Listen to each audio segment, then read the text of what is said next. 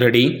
Mr. Speaker, sir, we are considering the appropriation bill with reference to the supplementary grants. I was hoping that at least one honorable member would refer at least to one item in the supplementary grants and make some concrete suggestions.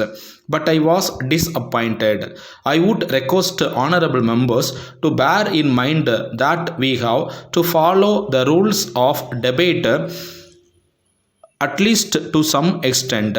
It is not as if the minister can answer any point at any time. We come prepared with reference to the subject matter which is to be discussed. So, honorable members should not feel sorry if I am unable to reply to some points raised here. I am grateful to the deputy leader of the opposition for his constructive speech. After all, we are interested in the welfare of the people, and all of us are eager that our country should prosper. We want that the various needs of the people should be met. In the method of doing this, there may be difference of opinion in regard to certain matters, but it should not stand in the way of our cooperating where we agree. One honorable member referred to the need for improving irrigation facilities. I may inform him that we are anxious to increase production of food grains. The government will do their best to increase food production. If, as a matter of fact, food production can be increased in any part of the country by a simple scheme as suggested by him, we will look into the matter. Then, as regards bus transport, he referred to the attitude of the conductors towards passengers. I do not know how far his change is true. I agree that there are certain people not only in transport service but in other walks of life also who are unpleasant to other persons. But I may tell the honorable member that if there are bad people in transport service, they should be looked.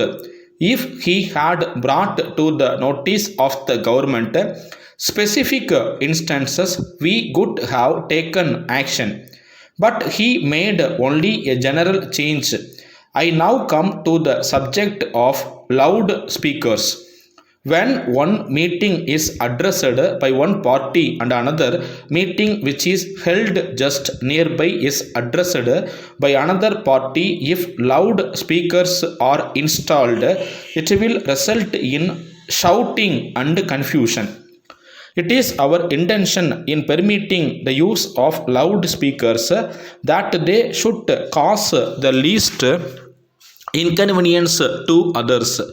It is only with this object in view that the use of loudspeakers is regulated. The government will not stand in the way if meetings are held in a peaceful manner. Subject to this condition, we give full freedom to speech and to write anything in newspapers. We do not object to these things, but some restrictions are necessary to maintain law and order and to see that there is no breach of peace. It is only from that point of view that certain restrictions are imposed and they are in the interest of the community as a whole. If it is possible to make any relaxation, I shall gladly do it. We do not stand in the way of peaceful propaganda and the propagation of opinion by peaceful methods. I thank the honorable members for having cooperated with me and the government and for having made useful suggestions during the debate. We can take pride in the fact that our debate has been at a high level. I am sure that any stranger who has watched our proceeding will give a certificate to that effect. Letter from Ganesh Food Stores, Mumbai to the Indian Biscuit Company, Pune. Dear source, we are very sorry to inform you that we have received a number of complaints from our customers to the effect that on opening the tins of green biscuits sent by you, they found that the contents were in a very broken condition. In this connection, we may tell you that your consignment of these biscuits was delivered to us on 8th June. As soon as it was received, the boxes containing the tins were opened by our men in our presence, and at that time there were no signs of damage.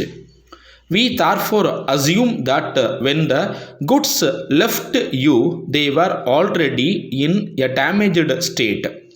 We can sell these biscuits easily if they are up to the standard. But we think you will agree that their appearance and conditions are also important in the same manner as their taste. So we are worried about the grievances of our customers. It is our usual practice to supply sound goods in exchange for the defective ones which are returned to us by our customers.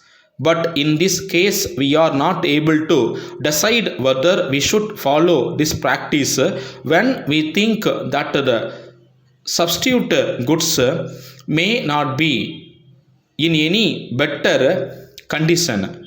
We shall be pleased if you let us know how you can help us out of our difficulty. Yours faithfully.